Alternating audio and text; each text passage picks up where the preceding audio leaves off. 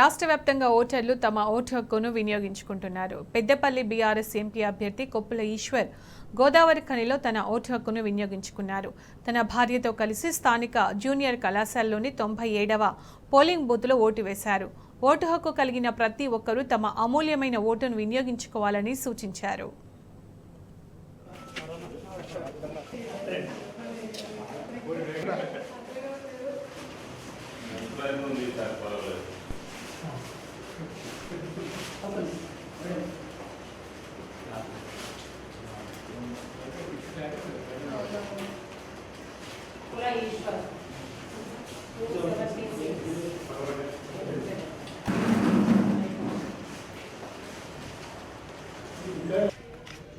అయ్యో రాని రాదు కూడా చెప్తాను.